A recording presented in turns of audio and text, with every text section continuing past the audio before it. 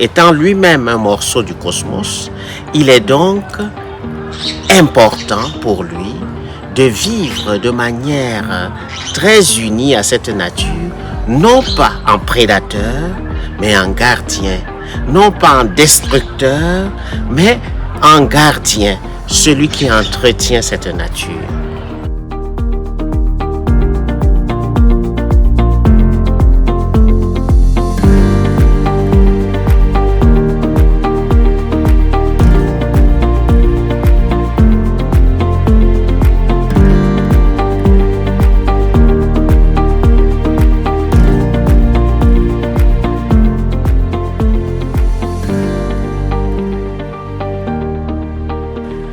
Alors, pour ce point de catéchèse, j'aimerais nous entretenir sur l'importance de la conversion écologique. Pourquoi cette importance de la conversion écologique? C'est parce que l'environnement dans lequel nous vivons est un don de Dieu. Dieu qui créa, comme nous dit le livre de la Genèse, vit que cela était bon. Et quand il créa hommes et femmes, il vit que cela était très bon. Et il a donné à l'homme de gérer donc cette créature et cette nature, cet environnement. Et l'homme, comme intendant, est gardien de ce grand jardin qu'est le monde. Et ce jardin, entre les mains de l'homme, doit être soigné. Pourquoi?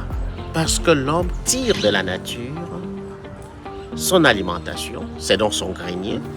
L'homme tire de la nature ses médicaments, c'est sa pharmacie. Et pour nous Africains, c'est la pharmacopée qui nous le rappelle tout le temps. Et l'homme bénéficie de la nature comme logis. Il est logé dans la nature. Il a donc une relation étroite avec cette nature.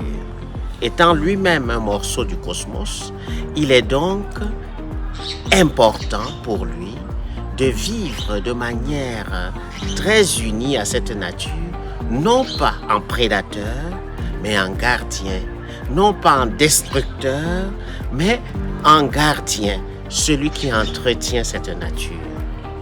Et de cette nature, il doit toujours aller au-delà du réel qu'il voit, pour se rappeler que l'auteur de cette nature est Dieu lui-même. Sa communion avec la nature le renvoie à la communion avec Dieu, comme nous rappelle le livre de la sagesse, qui nous dit « Admirer et contempler la nature fait par analogie admirer et contempler le Créateur ». Mais malheureusement, il arrive que l'homme agresse la nature. Il pollue le sol et les eaux. Il déforeste la nature au point où il dépossède la nature de ce qu'elle a de précieux sans la restaurer. Il est donc important que nous ayons une conversion du regard sur la nature et une conversion de l'action dans la nature. Et c'est cette conversion qui va nous conduire à la dynamique de la conversion écologique et nous ouvrir dans ce lien spirituel avec le monde, l'environnement et tout le créé. Ainsi, nous ferons justice à la nature et la nature nous rendra justice en nous procurant ce dont nous avons besoin. Préserver cette nature nous permet également de penser aux générations à venir. Préserver cette nature nous permet de travailler pour la pérennité de l'espèce. Détruire la nature, c'est agresser l'œuvre de Dieu et par conséquent, agresser Dieu lui-même. C'est donc une invitation forte en ce jour. D'ailleurs, l'actualité mondiale nous rappelle que la COP30 est en train de se tenir au Brésil sur la sauvegarde de la biodiversité.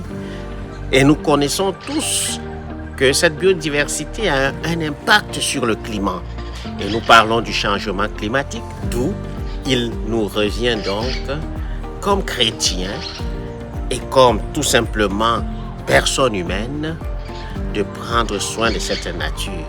Le pape François nous l'a rappelé abondamment dans son ouvrage Laudato Si, son encyclique d'ailleurs, Laudato Si.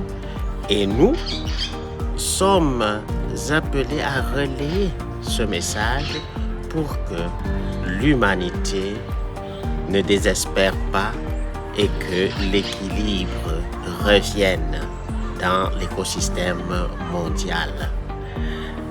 Les agressions contre la nature sont d'ordre contre nature. Quand l'homme détruit, il agit contre la nature. Et sachons également que dans la création, il y a un ordre et une harmonie à préserver. Dieu créa avec cette harmonie et cet ordre. C'est à nous de sauvegarder l'harmonie et de rappeler l'ordre.